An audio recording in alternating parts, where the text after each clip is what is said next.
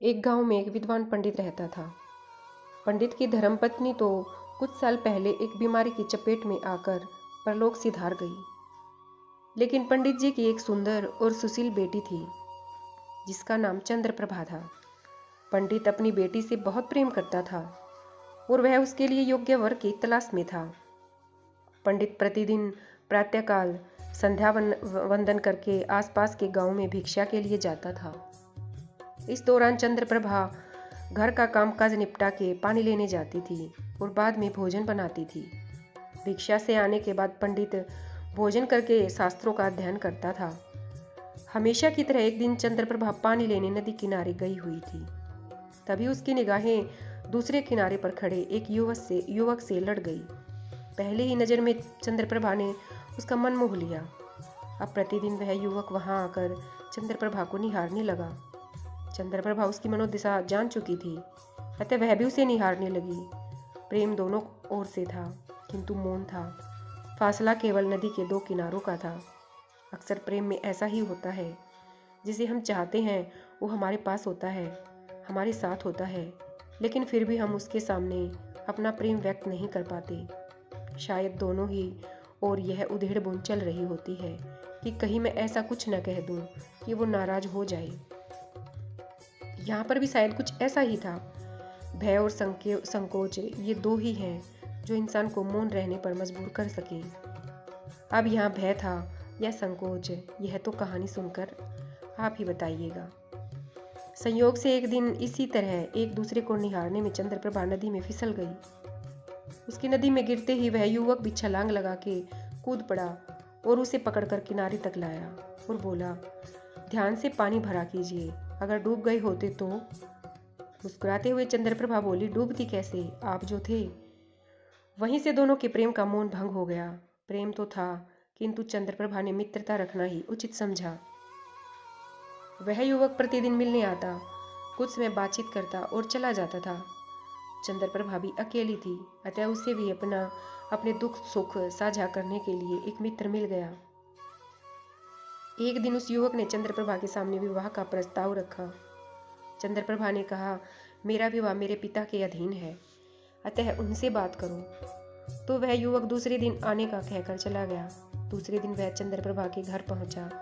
जलपान करके उसने पंडित से बेटी का हाथ मांगा। पंडित विद्वान था। पंडित ने कहा कि क्या तुम मेरी बेटी को जानते हो? उसने हाँ में उत्तर दिया। पंडित ने दूसरा प्रश्न किया कि क्या तुम मेरी बेटी से प्रेम करते हो? उसने इसका उत्तर भी हाँ में ही दिया। अब पंडित बोला, यदि तुम मेरी बेटी से प्रेम करते हो तो प्रेम की कीमत चुकाओ। यह सुनकर युवक बोला, आप जो चाहे मांग लो, मैं देने के लिए तैयार हूँ।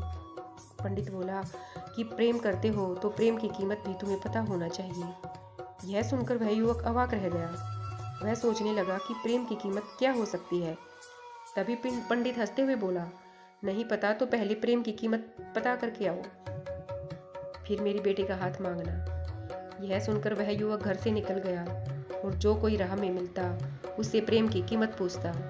भटकते भटकते उसे एक अजनबी मिला, जिसने बताया कि यहाँ से थोड़ी ही दूर पीपल वाली पहाड़ी पर एक विद्वान महात्मा रहते हैं, वह तुम्हारे प्रश्न का उत्तर अवश्य दे देंगे। वह दिन भर चलते चलते पीपल वाली पहाड़ी पर पहुंचा। पीपल के पेड़ के नीचे महात्मा जी ध्यान मुद्रा में बैठे थे, अतः वह उन्हें आंख खोलने की प्रतीक्षा करने लगा। जैसे ही उन्होंने आंखें खोली, उस युवक ने जाकर उनको प्रणाम किया और बोला, स्वामी जी, मुझे एक प्रश्न का उत्तर जानना है। महात्मा जी बोले, बोलो, क्या प्रश्न है? तब युवक बोला, मेरा प्रश्न है कि प्रेम की कीमत क्या है। महात्मा जी हंसे और बोले, पगले, ये प्रश्न तो तू खुद से पूछ। जो तेरी कीमत है वही तेरे प्रेम की कीमत है।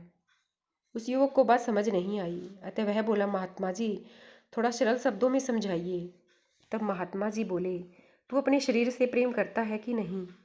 युवक बोला, हाँ, करता हूँ। तब महात्मा जी बोले, तो अपने शरीर की कीमत बता। तब युवक बोला, महात्मा जी, कैसी बात करते हो? इस शरीर के बिना मेरा अस्तित्व ही क्या है? मेरे लिए यह अमूल्य है, मैं इसे नहीं बेच सकता। तब हंसते हुए महात्मा जी बोले, यही तेरे प्रश्न का उत्तर है। प्रेम भी अमूल्य है। प्रेम की कोई कीमत नहीं होती। प्रेम का कोई सौदा नहीं किया जा सकता। जहाँ प्रेम होता है वहाँ कुबेरों के खजाने भी खाली पड़ जाते हैं। तो फिर तू क्या चीज़ है जो प्रेम की कीमत चुकाएगा? जिस प्रेम की कीमत होती है वो प्रेम नहीं, सौदा है। युवक को उसका जवाब मिल चुका था। खुशी खुशी वह चंद्रप्रभा के घर गया और पंडित जी को प्रेम की कीमत बताई और प्रेम की कीमत चुकाने के लिए, अपने घमंड के लिए क्षमा मांगी और बोला कि हे पंडित, प्रेम तो अमूल्य है, किंतु आपकी बेटी के प्रेम में मैं स्वयं को चुकाने के लिए तैयार हूँ। पंडित को युवक के सच्चे प्रेम पर विश्वास हो गया। उसने अपनी बेटी और उस युवक दोनों की शादी करवा दी। दोस्तों, इस कहानी से हमें यह सीख मिलती है कि प्रेम अमूल्य होता है और इसकी कोई कीमत नहीं होती है। धन्यवाद।